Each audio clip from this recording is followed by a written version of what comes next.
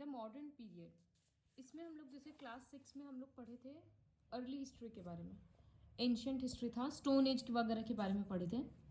फिर क्लास 7 में हम लोग मेडिएवल हिस्ट्री पढ़े कि स्टोन एज के बाद धीरे धीरे डेवलपमेंट वगैरह होते गया और किस तरह से किंग्स लोग आकर रूल किए।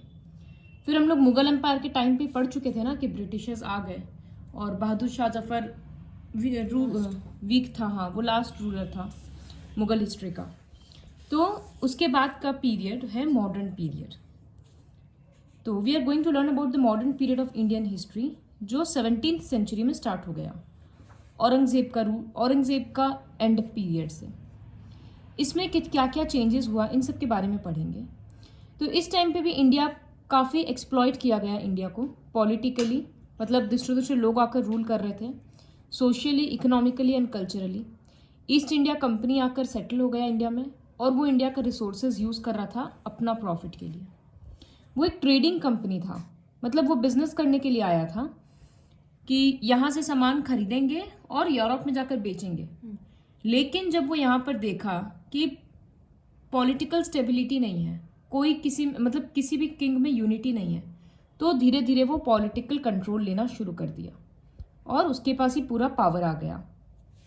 इन 1858 the power went into the hands of British crown. तो पहले 100 ईयर्स तक ईस्ट इंडिया कंपनी रूल किया। फिर इंडियंस बहुत ज़्यादा रिवोल्ट किए, फर्स्ट टाइम लड़ाई किए, उसको बोलते हैं फर्स्ट वॉर ऑफ इंडिपेंडेंस। उसके बाद पावर चला गया ब्रिटिशर्स के हाथ में। ईस्ट इंडिया कंपनी भी ब्रिटिश कंपनी था, लेकिन ये एक प्राइवेट कंपनी था। बाद में ब्रिटिश क्वीन के पास पावर चला गया।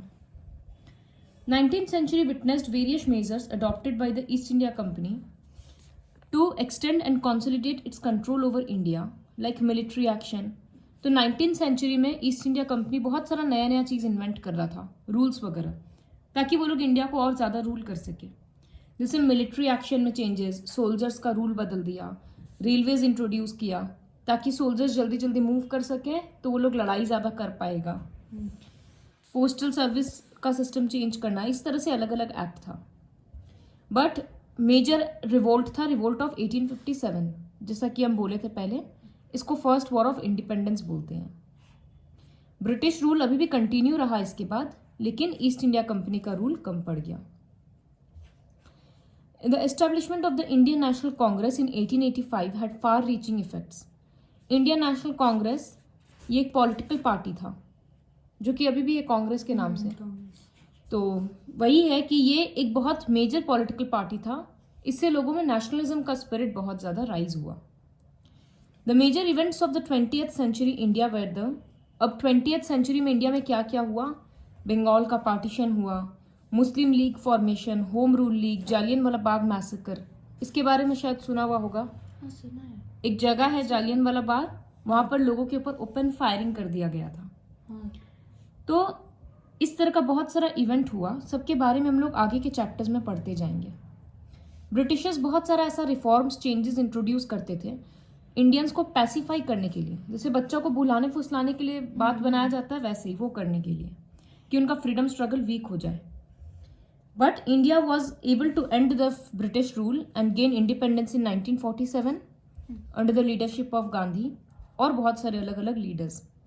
लेकिन तब तक इंडिया को डिवाइड होना पड़ा इंडिया और पाकिस्तान में। तो जो इवेंट बस ये 2-3 पैराग्राफ में निकल गया, इसी के बारे में हम लोग एक एक चैप्टर में करके पढ़ते जाएंगे। तो इन सब के बारे में इंफॉर्मेशन कहाँ से मिलता है? जैसे पहले इंफॉर्मेशन कैसे मिलता था? आर्कियोलॉजिकल सोर्स, कॉइन्स, मॉन्यूमेंट्स, है ना।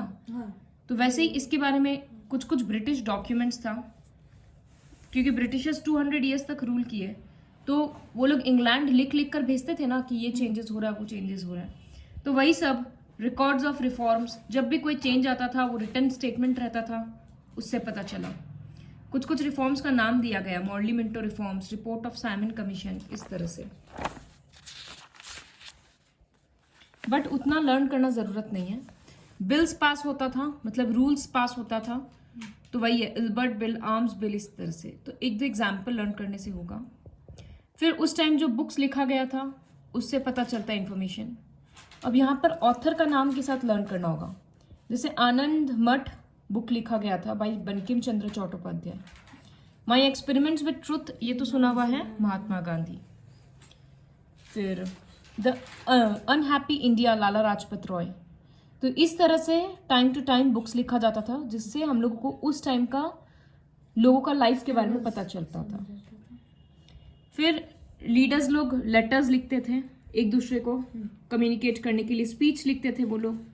तो इन सब से पता चलता है, जैसे गांधी जी का बहुत सारा राइटिंग्स मिला है, जिसको अभी Gandhi Smriti at the Gandhi Smriti near Rajghat, जो कि एक गांधी जी का बहुत बड़ा म्यूजियम है, तो वहां पर ये सब अब रखा हुआ है। इसी तरह से और 60,000 बुक्स मिला है। ओरिजिनल फोटोज है गांधी जी का 6,000। फिर लीडर्स लोग स्लोगन देते थे, जैसे ये सब जीके में पढ़ा हुआ है, freedom is our birth right, ये Bal Gangadhar Tilak, you give me blood I give you freedom, Subhash Chandra Bose. इस तरह से ताकि लोगों में नेशनलिज्म का स्पिरिट आए, उन लोग समझे कि ये हम लोगों का कंट्री है। न्यूज़पेपर्स पब्लिश होता था, तो हो सकता है कोई कोई न्यूज़पेपर पुराना प्रिंट का रह गया हो। लंदन टाइम्स, बॉम्बे टाइम्स और वर्नाक्यूलर पेपर्स। वर्नाक्यूलर पेपर मतलब लोकल लैंग्वेज का पेपर। अच्छा।